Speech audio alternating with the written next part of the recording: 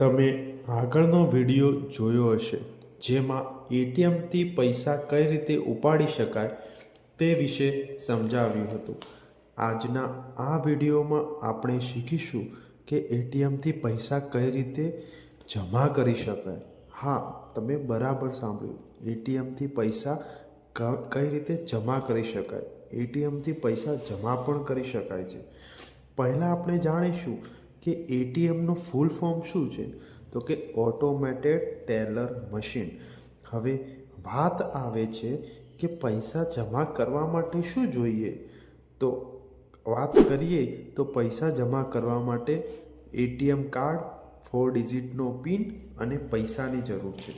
પણ બધા એટીએમમાં આ સુવિધા હોતી નથી.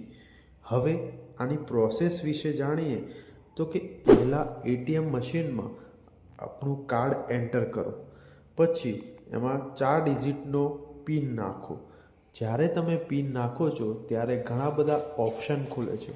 એના અંદર કેશ ડિપોઝિટનો વિકલ્પ દેખાશે, તેને સિલેક્ટ કરો અને પૈસા જમા કરો.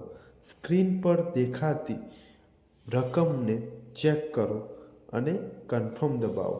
હવે પૈસા જમા કરતી વખતે ધ્યાન રાખવા જેવી આઈએમપી વાતોની વાત કરીએ તો કે સાચી અને સીધા નોટ જ જમા કરો.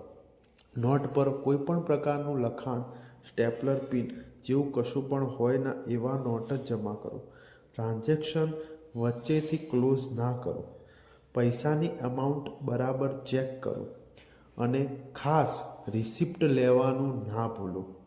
હવે વાત કરીએ કે એટીએમ વગર પણ પૈસા જમા કરી શકાય, તો કે હા, એ શક્ય છે.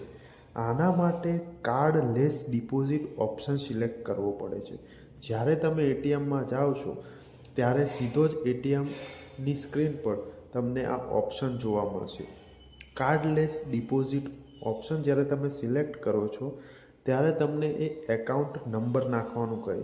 જ્યારે તમે બેંક એકાઉન્ટ નંબર નાખો છો ત્યારે બેંક એકાઉન્ટ હોલ્ડરનું પૂરેપૂરું નામ તમને દેખાશે. પહેલાં ચેક કરો કે એકાઉન્ટ હોલ્ડરનું નામ બરાબર છે કે નહીં. પછી પૈસા મશીનમાં મૂકો અને કન્ફર્મ પર ક્લિક કરો. હવે તમને એમાઉન્ટ દેખાશે. એ એમાઉન્ટ બરાબર હોય તો કન્ફર્મ કરો અને રિસિપ્ટ લેવાનું ના ભૂલશો. સાચો એકાઉન્ટ નંબર દાખલ કરો અને એકાઉન્ટ હોલ્ડરનું નામ બરાબર ચકાસો અને રિસિપ્ટ લેવાનું ના ભૂલો.